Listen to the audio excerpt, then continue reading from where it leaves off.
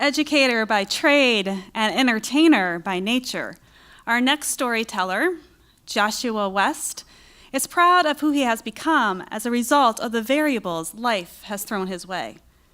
He's a guy who'd rather make you laugh than talk about what's really going down. And now to tell you what really went down, here's Joshua to tell his story. What it was is not what it is.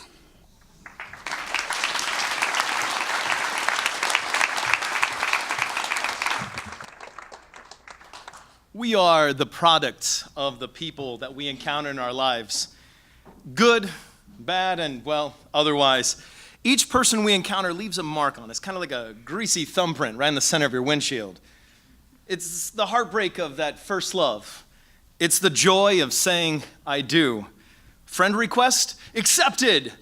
Friend request, denied.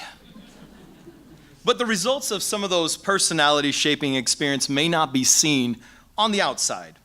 What we hold on to and what we let go is really what shapes us. Perhaps it's the fact that we never played sports as a kid. I still wonder if I'd be more aggressive and manly if I had played Little League. Maybe it's our secret desire to learn how to tap dance. You know, like Gregory Hines and Fred Astaire, Gene Kelly, or even Gene Wilder in The Young Frankenstein. Maybe. Or maybe it's the person we see passing along us that makes us think about it for the rest of the week. You see him pass by, you know the type, and you go, wonder what made him want to gauge his ears that big. 3 days later, I wonder if he can whistle through that piercing in his cheek right there. What's he gonna do with that giant loop of an ear when he's 85 years old? Swing his grandkids in it? These are the thoughts that pass from brief encounters with strangers. But the ones that really stick with us, the ones that are really down into the gritty parts of our soul are the ones that are closer to home. You know, the family secrets. You know, every family has its secrets, you know. You know, your Uncle Don drinks too much. Is it the breathalyzer thing that's installed in his truck that gave you that clue? You know, your grandma hoards milk jugs in the basement. Depression era kids, am I right?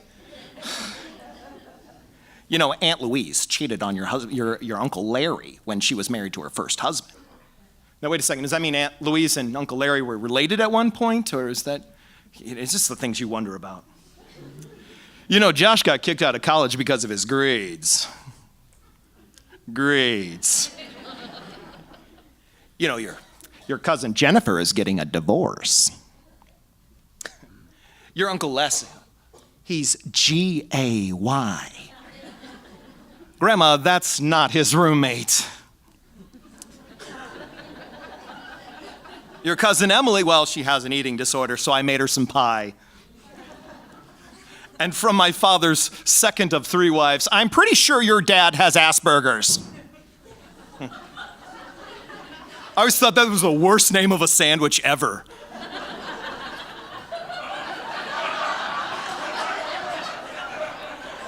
It's the worst grill out ever. But one of those family secrets is not so secret or not so public. Well, I'm sure everybody in the family knows it's just not one of those things that we share over Folgers and fruitcake. You know. But it's there. It's always there. Your mother killed your brother. My mother isn't in jail, but she could be. I've heard these words my whole life, reminding me after every supervised visit as a child, reminding me as I wanted to spend time unsupervised with her as a teenager, reminding me every time I dated a woman who had a young child. You see, I was about 2, playing in the other room, when my mother took my 6-month-old brother and placed him in our family refrigerator until his cries fell silent. He was found in his bed, a supposed victim of SIDS, but forensics said otherwise. My mother killed my brother. Not out of anger, not out of fear, not out of hatred, but as a cry for attention. You see, my mother had Munchausen by proxy, a rare form of child abuse where the caregiver causes harm to the child to draw attention to themselves. It's a dark, twisting word for kid, a shady, mysterious word for a teen, and a very sad Google search as a young adult. Like I said, my mother could be in jail, but she isn't. My mother isn't institutionalized, but she has been. My mother could be absent from my life, but she isn't. My mother could simply be my birth mom, but instead she's grandma to my kids. You see, where fear could eliminate, love embraces. Where anger could banish, love welcomes.